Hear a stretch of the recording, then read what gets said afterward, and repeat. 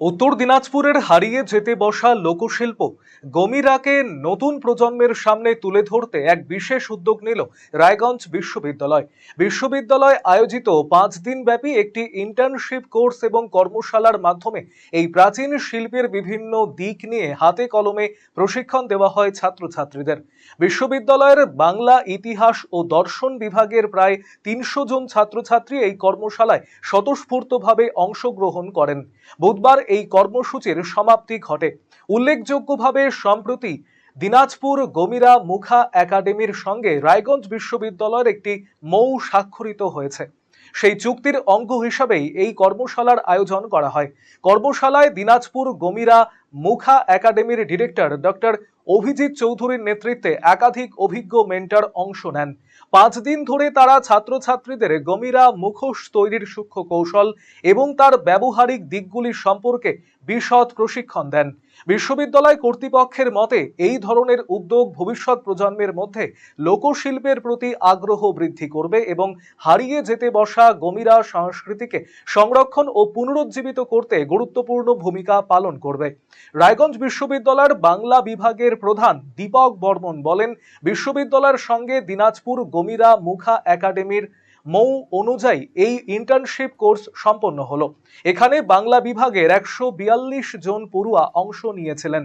মূল উদ্দেশ্য হলো প্রথাগত শিক্ষার বাইরে গিয়ে ছাত্রছাত্রীদের 5 দিন কর্মমুখী শিক্ষা প্রদান করা। আসলে এটা আমাদের ইউজি 5th সেমিস্টারের ইন্টার্নশিপ তারই একটি অঙ্গ।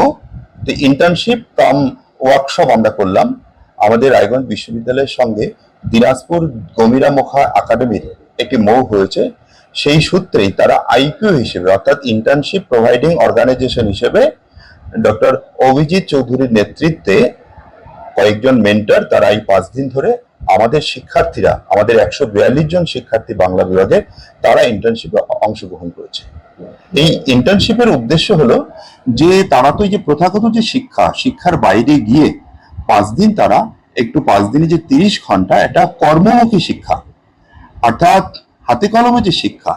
দিনাজপুরের যে গমিরা মুখা রয়েছে সেই গমিরা মুখার উপরে প্রধানত, এছাড়াও শোলা শিল্প রয়েছে, এই শিল্পের উপরে তারা হাতে কলমে শিক্ষার মধ্য দিয়ে ভবিষ্যতে এই শিক্ষা সংস্কৃতি সম্পর্কে যেমন তাদের জ্ঞান অর্জন হলো, পাশাপাশি এই সংস্কৃতিকে কেন্দ্র করে যাতে কর্মসংস্থানের তারা একটু উপযোগী হয়ে ওঠে, সেই কর্মশালার মধ্য দিয়ে তারা এটি অর্জন করলো।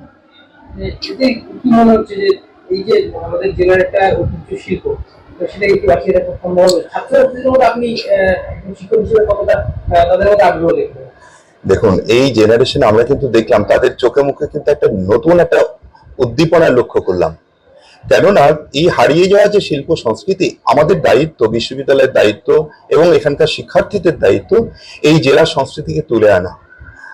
গত 26শে জানুয়ারি আমরা দেখেছিলাম দিনাজপুরের যে গমিরা মুখা, সেটা কিন্তু দিল্লির প্যারেড গ্রাউন্ডে সেটা কিন্তু একটা প্রসেশনের মধ্য দিয়ে এই শিল্পকে তুলে ধরেছিলেন তারা। আমরাও চাইছি যে এই জেলার শিল্পকে অন্ততপক্ষে জেলা এবং জেলার বাইরে জাতীয় স্তরে, আন্তর্জাতিক স্তরে আমাদের শিক্ষার্থীরা যাতে পরবর্তীকালে কর্মমুখী শিক্ষার মধ্য দিয়ে তারা ছোটখাটো ব্যবসা, সেটা ক্ষুদ্র হোক মাঝারি হোক, ব্যবসার সঙ্গে যদি যুক্ত হতে পারে, তাহলে কিন্তু এই শিল্প একদিকে যেমন বেঁচে যাবে, নতুন করে নতুন উদ্যমে বেঁচে উঠবে, অন্যদিকে তাদের কিন্তু কর্মসংস্থান।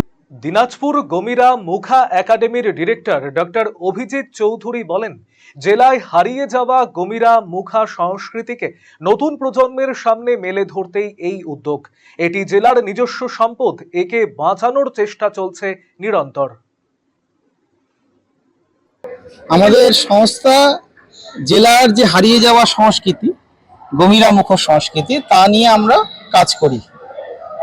এই সংস্কৃতিকে মানুষের কাছে পৌঁছে দেওয়া, মানুষের সাথে পরিচিত করানো এবং একটা লুপ্তপ্রায় সংকটের মধ্যে দাঁড়িয়ে থাকা একটা সংস্কৃতি, যা আমার এই জেলার নিজস্ব সম্পদ, তাকে যাতে বাঁচানো যায় সেই প্রচেষ্টা আমরা একটা চালাচ্ছি। আমরা রায়গঞ্জ বিশ্ববিদ্যালয়ের সঙ্গে মৌ স্বাক্ষর করেছি, বিভিন্ন কলেজেও আমাদের বিভিন্নভাবে মৌ স্বাক্ষর করে নতুন শিক্ষিত প্রজন্মের কাছে এই সংস্কৃতিকে নিয়ে যাওয়ার একটা প্রচেষ্টা চালাচ্ছি। এই মুহূর্তে রায়গঞ্জ বিশ্ববিদ্যালয়ের 5 দিনের একটি ইন্টার্নশিপ কোর্স এই গমিরার উপরে আমাদের যে ট্র্যাডিশনাল কালচার গমিরা তার উপরে চলছে। আজকে তার শেষ দিন।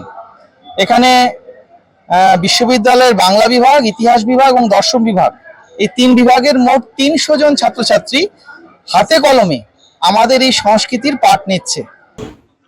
অন্যদিকে বাংলা বিভাগের ছাত্রী অন্তরা দাস বলেন, 5 দিনের এই প্রশিক্ষণে অনেক কিছু শিখতে পেরেছেন তারা। তিনি যথেষ্টই খুশি।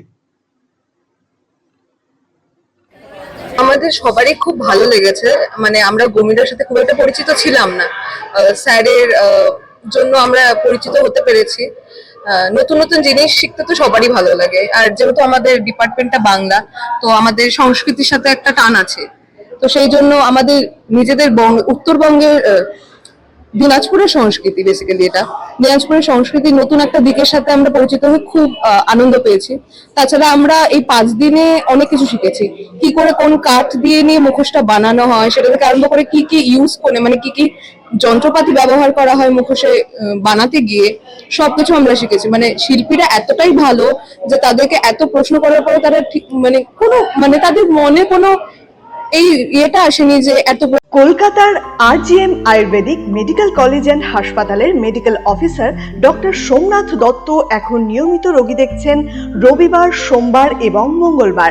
দীর্ঘদিনের হাঁটু, কোমর, গাঁট ব্যথা, নার্ভের সমস্যা, পেটের সমস্যা, যৌন সমস্যা ও মানসিক সমস্যার সমাধানের নির্ভরযোগ্য প্রতিষ্ঠান রায়গঞ্জ স্কুল রোডের লোকনাথ আয়ুর্বেদিক ঔষধালয় ও রায়গঞ্জ LIC মোড়ের লোকনাথ আয়ুর্বেদ চিকিৎসালয়।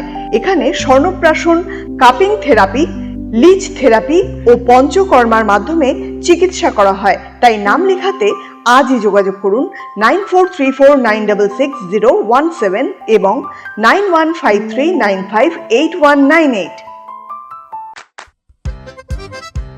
বাড়ির সৌন্দর্য বাড়াতে মেঝেতে ব্যবহৃত পাথর ও টাইলসের মান খুবই গুরুত্বপূর্ণ।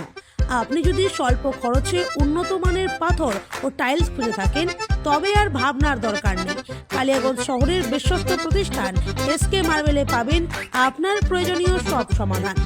আমাদের কাছে রয়েছে বিভিন্ন রং ও ডিজাইনের মার্বেল, গ্রানাইট, টাইলস সহ নানা ধরনের সামগ্রী, যা আপনার বাড়িকে করে তুলবে আরো আকর্ষণীয় ও আধুনিক। তাই আর দেরি কেন, আজই চলে আসুন SK মার্বেলে।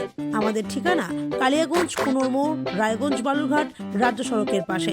যোগাযোগ নাম্বার 9434247290।